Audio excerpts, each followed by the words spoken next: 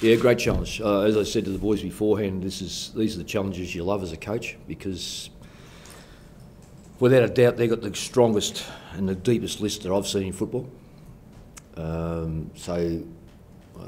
My count is that 17, 18 of their players that aren't playing would fit comfortably into a lot of teams.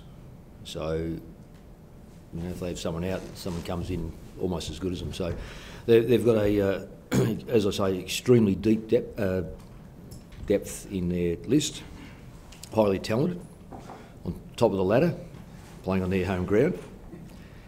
And I'm not about to talk about the weather, because this time last year, the Weather Bureau, who are probably, I hope I don't get fined for this or done for this, probably a little bit overpaid for some of the quality of the information they give. 13 mils, Rob, last year we're going to get 13 mils predicted. At the end of the game we did 130.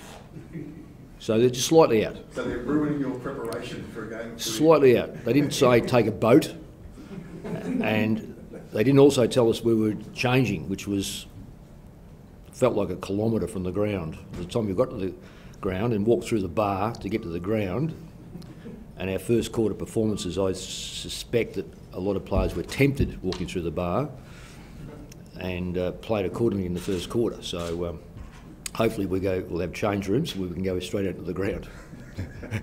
So it is. It's a massive challenge. But you know, that's, if you don't enjoy challenges, you take it too much on board, and you end up being depressed about it. We are looking forward to that challenge of playing the best side in the competition. I think the depth is as good as I've seen in any football club. So you're beating around the bush, Bruce. I think it's very good recruiting, and I also think that you've got an advantage when you've got a substantial financial advantage.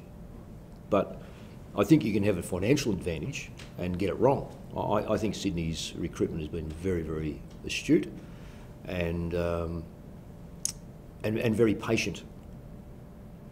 And I think that I think there's a way of being patient. When you're a side that's been a regular inside the final eight for a long time, as Hawthorn, and we saw that a few weeks ago with Hawthorn when they gave a young man, I think he's 24 years of age, his first game, kicked 3 or 4 goals as a ruckman. I'm not too sure teams that occupy the bottom part of the ladder have got, we just don't have the same patience, because it's continual change the list to get the best list you possibly can to be competitive. And you haven't got the luxury of having a team in front of you that you can actually bring someone through and leave them in the reserves for so long, and that they're prepared to play in the reserves for so long because they know they're in part of a good football club, and come out the other way and end up playing league games. They do it very, very well. Well, I think top sides can be very, very patient. Look, I know what it was like in the final years of Collingwood. We were in the finals for 6 or 7 years, I think it was, and you can be more giving, because the player knows that in front of him is a good football side and the chance of playing finals.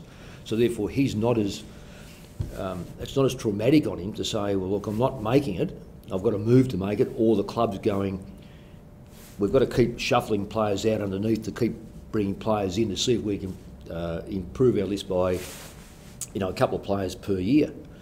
And that's the goal of sides that occupy places outside the 8, is to get players into your list that are better than, that get into your 18, put it that way. So therefore, you're constantly changing. The teams that make the biggest changes will be the sides that generally finish outside the 8. And there are exceptions. So I know when I was at Collingwood, we made 12 changes after a premiership, but that was more a thing of let's revitalise the list again. But I think Sydney can afford the luxury, as Hawthorn has done, and I reckon Geelong to a degree have done it well. And when you look at that, they're 3 premiership sides. They've been able to keep players reasonably happy in the reserves environment, because they know that with retirees, and I'm learning the system. I'm prepared to stay here because I know the club's successful, and I'll get a game eventually. And if you go through the Swans team, there's a lot of players that spent some very good performances playing reserve football, bided their time, waited for their time, and got their chance. Well, in our case, we made, I think, 10 to 12 changes last year. I'll stand corrected on that. Because we knew that we had to revitalise the list. And we finished 6th. So when you finish 6th and you come from, we won one final, lost one final, then you weigh up your list and think, now, is that list strong enough to challenge the top 4? And the reality is that the standard of your list is judged by the bottom 2 or 3 players, or 4 or 5 players. If you have to move, you have retirees or move players out for one reason or another, then the next 5 players that come in, you don't want to start level with the players that have gone out. You want to start to push up to that and keep pushing your players up until you get a good list of.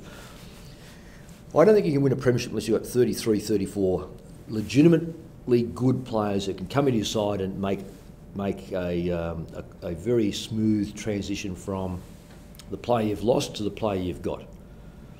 And that's very, very much the norm with sides that win premierships. That if they get hit with an injury, it's a smooth transition. And you can take your 34th or your 33rd player and not really miss a beat. Now, the true champions are hard to replace, but the system's not. If they're trained up in that system for a long time, and that's what happens with good sides, they're able to keep players down there for a number of years, and they learn the system and they come straight in. And I think Geelong have been a classical case of that. From, when was their first premiership? 2006, was it? 7.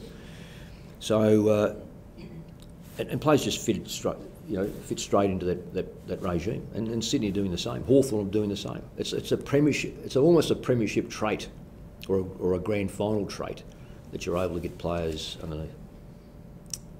We're patient enough to get it right. Well, I don't think it takes that long. Everyone, there's people saying, it's 5 or 6 years. I said, that's rubbish. It's rubbish. The growth of a player between 18 years coming from the under-18 competition, who's never played against a man, they've played against kids. West Australian, South Australian kids, sometimes they play against, like Troy Menzel played against men. Paddy Cripps didn't. They come into the system, their first year is so totally development. Now, we've seen one of the best half forwards going around, I believe, is Troy Menzel. And this is his, second year. We've watched a rookie in Johnson come on board and be effective in the 2 games. He's only played 2 games. But he's got the body shape. He's put on 8 kilos or something like that from being 18 to now he's 19. Now, that won't keep going, but it shows you that he was in a system that probably, under 18 level in West Australia, you haven't got the same dietitians and the weight programs and so forth. Some players will take 4 years to put that on, but he's already a better player.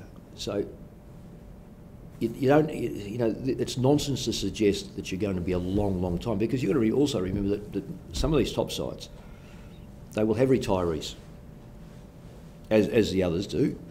But our list is predominantly around the 24, 25. I think we had about 7 or 8 players of 25 who are very good footballers.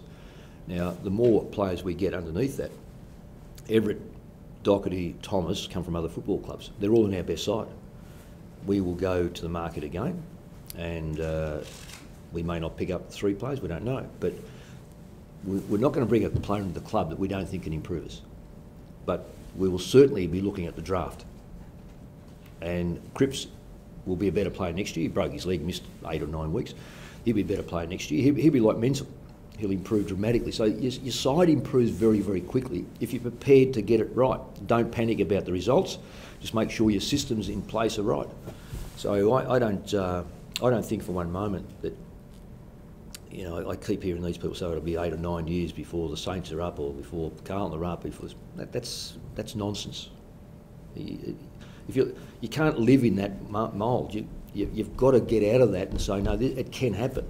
And unfortunately, I can rely on experience and say, I know how long it's taken at the clubs I've been at, and it's not overly long. If Chris is up to it, it'd be great. If he's not up to it, then we look at him and say, 14, 15 years of top quality football. Do you go with some in the tank, or do you go totally dry? Every year you have players who retire. In your own mind, you look at them and you think they should have retired.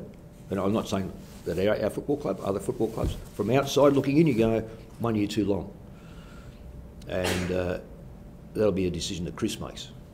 But I just think that certain players have already retired this year that perhaps have said, I wish I had have gone last year. So my advice to all players, go when there's a little bit left.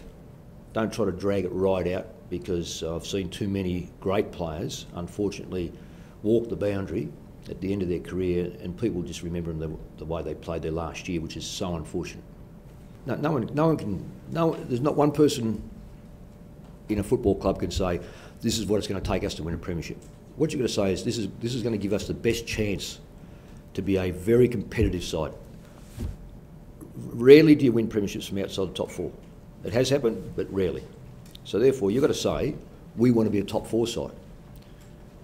Crawl before you can walk, and that simply means being massively competitive on a week-to-week basis and have the depth to cover injuries. This game is a fairly brutal game, and very few get through it without having to play nearly 30 players. Most sides will play, well, I think we played, I don't know, 35, 36. I heard someone say the other day they played 40 players. So, and some will be on form, but a lot of them are in injuries. It's a massive marathon, and we expect so much of our playing group to get through a marathon. And I think that the only way you can get through is to have a body of players underneath that are prepared to play between 5 and 10 games and aid the 22 that you think is your best player, best side. So I'm not putting I'm certainly not pushing it out to the 5 years. That's rubbish. We're in the business of being massively competitive on a week-to-week basis. We're not going to sit here and go, well, we can't make the 8, so therefore we're going to be less than competitive. Every side that we will play between now and the end of the year, which we've done, all but probably on 2 occasions this year, we've been competitive, and we intend to be competitive for every game, and that'll serve us well for next year. You take your foot off the accelerator and start to believe it's coming to the end of the year, it doesn't do you next year any good whatsoever.